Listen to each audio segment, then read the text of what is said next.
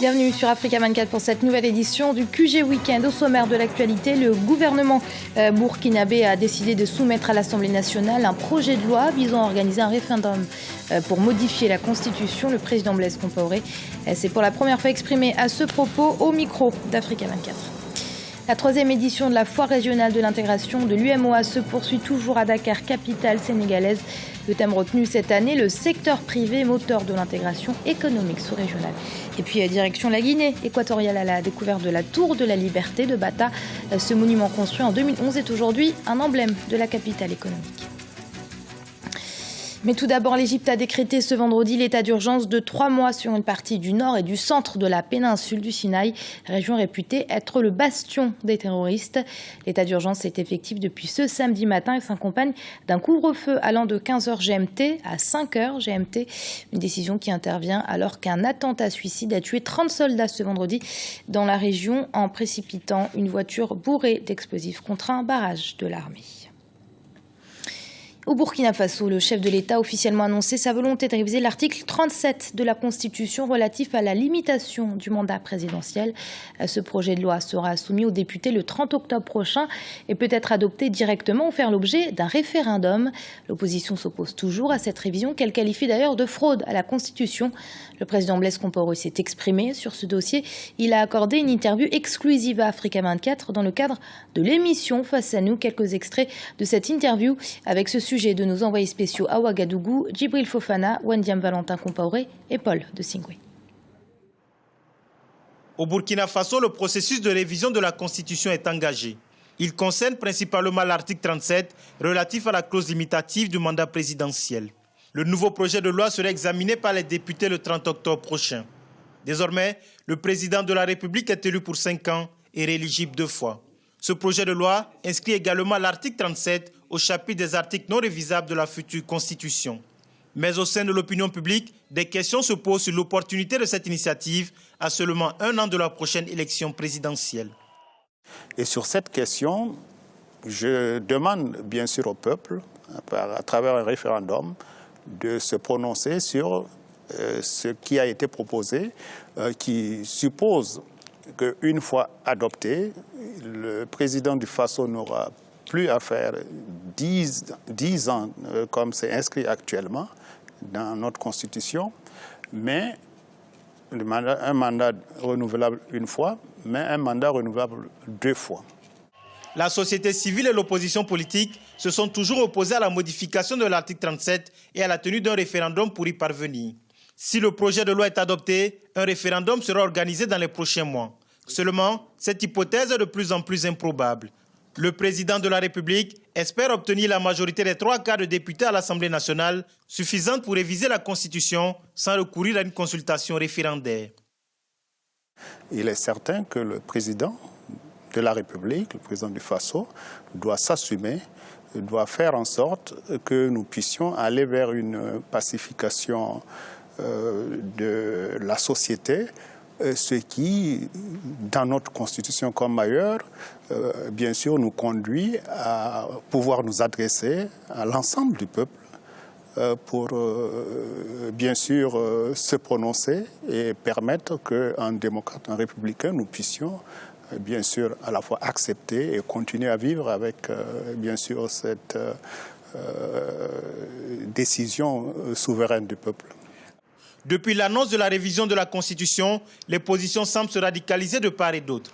Le pouvoir brandit l'argument de la légalité constitutionnelle, tandis que l'opposition parle de fraude à la Constitution. D'ailleurs, celle-ci prévoit d'organiser une marche de protestation suivie d'un meeting le 28 octobre prochain.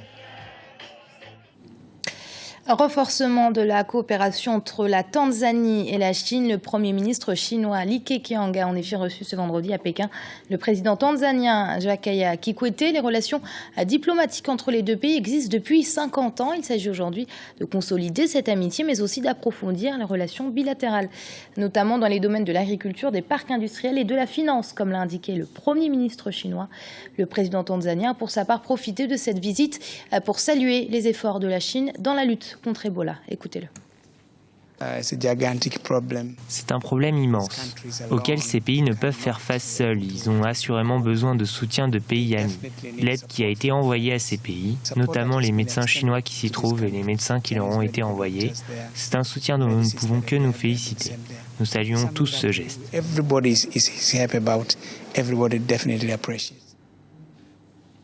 Et tandis que le Nigeria a officiellement été déclaré libéré de l'épidémie d'Ebola, le virus continue de s'étendre au sein de la sous-région. Il est arrivé au Mali.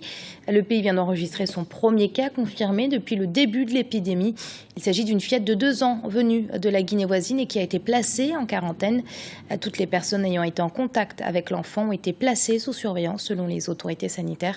L'OMS reconnaît d'ailleurs les efforts déployés par la communauté internationale dans la lutte contre Ebola, mais déplore toujours le manque de personnel de santé déployé dans les pays touchés. Jusqu'au 3 novembre se tient à Dakar la 3e édition de la foire régionale de l'intégration de l'UEMOA, organisée par l'Union nationale des chambres de commerce, d'industrie et d'agriculture du Sénégal. Ce salon regroupe les pays membres de l'UEMOA, mais aussi est ouverte aux États non membres. Le thème retenu cette année, le secteur privé, moteur de l'intégration économique sous-régionale. Reportage de notre correspondant El Hadj Ndiaye. La 3e édition de la foire régionale de l'intégration de l'UEMOA s'est ouverte ce jeudi à Dakar. Cette édition, placée sous le sceau le secteur privé moteur de l'intégration économique sous-régionale, a pour objectif de créer des liens intra-entreprises pour soutenir et renforcer le développement du secteur privé africain. D'ailleurs, entre 2011 et 2012, les exportations entre pays de l'UEMOA sont passées de 2,5 milliards de dollars à 1,7 milliard. Cette même tendance est observée au sein de l'espace CEDEAO, où également le volume des affaires s'est sensiblement réduit, passant de 4,4 milliards à 2,5 milliards de dollars sur la même période. Cet événement est et doit être, pour les opérateurs économiques de l'espace de l'UEMOA, un véritable cadre de réseautage inclusif et d'opportunités d'affaires pour booster le commerce intra-régional. C'est pour moi le lieu de noter avec beaucoup d'intérêt que les thèmes qui seront abordés lors du forum portent sur des sujets d'actualité liés à la stabilité et la sécurité de l'environnement des affaires de la sous-région face aux enjeux liés à l'entrée en vigueur du tarif extérieur commun et des APE. L'entrée en vigueur d'ailleurs de ce tarif extérieur commun dans l'espace CEDEAO est prévue le 1er janvier 2015. Cette donne appelle un renforcement des capacités des entreprises car elle comporte à la fois des opportunités mais aussi des défis. Pour créer les conditions permettant d'exploiter efficacement le tarif extérieur commun, la commission de l'UEMOA compte accompagner les opérateurs économiques. La commission a entrepris de mettre en place un programme régional de facilitation.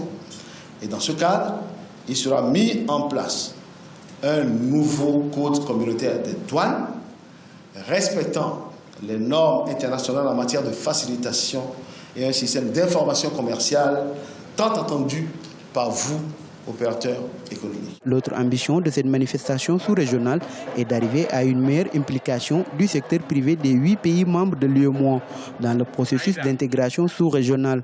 À ces pays, il faut noter la présence de la Gambie et de la Mauritanie qui prennent part également à cette rencontre commerciale. On est un groupe de femmes mauritaniennes. On s'appelle Endam, des femmes chefs d'entreprise. On a ramené des objets mauritaniens, des objets d'art, des objets fabriqués par les femmes mauritaniennes. C'est ce que nous sommes venus exposer ici. Cette exposition va se dérouler jusqu'au 2 novembre au CICES de Dakar. Elle va favoriser la consolidation d'un marché commun entre les États membres basé sur la libre circulation des personnes, des biens, des services et des capitaux. Paris, à sa tour Eiffel, New York, sa statue de la liberté, Bata, la capitale économique de la Guinée équatoriale, a quant à elle sa tour de la liberté. Installée depuis 2011, elle est devenue le symbole de la ville. Découverte avec ce reportage de notre correspondant en Guinée équatoriale, Serge Kofi. C'est un monument qui s'impose depuis 3 ans à la vue des citadins de Bata, la capitale économique de la Guinée équatoriale. La tour de la liberté sur le front de mer ne passe pas inaperçue et laisse aux visiteurs curieux. Un édifice qui offre le bonheur d'une promenade pédestre en fin de semaine tout en témoignant des changements en cours dans le pays. Près de 5000 visiteurs par an dans ce monument emblématique de la ville encore méconnu par les citadins de la ville. A cambiado la vista Cet édifice a beaucoup changé la vue et aussi changé le lieu par rapport à avant, de même que le front de mer. Tout ceci combiné peut attirer les touristes. C'est un bâtiment magnifique et bien pensé, mais pour nous les habitants de la ville, lorsqu'au début du projet on regardait la maquette, on se disait que c'était quelque chose qui paraissait impressionnant. Et au final, on se rend compte que c'est vraiment petit. Así también nos quejamos aquí en mi barrio, en Los Cocos, y en cualquier lugar que vayamos en la ciudad, que es muy pequeña. Construit en 2011, la Torre de la Libertad, comme on l'appelle ici, comprend un complexe touristique destiné à encourager le tourisme. Sa gestion a été confiée à un groupe hôtelier marocain depuis son lancement. Donc, le restaurant se situe à une hauteur de 68 mètres, donc il a une vue sur la ville, donc la forêt et surtout sur la mer. On y vient les jours fériés, seul, en famille ou avec des amis, qui pour parler politique, qui pour se détendre. Sur un fond musical, on y déguste des plats africains ou européens dans la convivialité et la bonne humeur. Un autre atout charme de la tour, son restaurant qui tourne sur lui-même et qui permet d'avoir une vue panoramique de la ville côté mer, côté ville. Tout ceci bien loin de l'atmosphère de stress des fins de journée.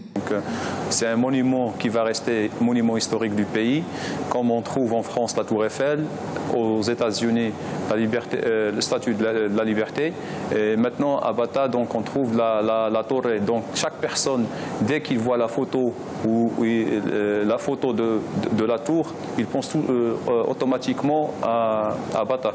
D'une hauteur de 78 mètres, la tour qui s'impose sur la ville a bien fait du chemin. Aujourd'hui, on ne peut plus dissocier son image à celle de la ville. Depuis un an, les guides touristiques ont inséré la Tour de la Liberté dans les destinations à visiter absolument en Guinée équatoriale. Et c'est la fin de ce journal. Merci de l'avoir suivi. Restez sur Africa 24. L'info continue.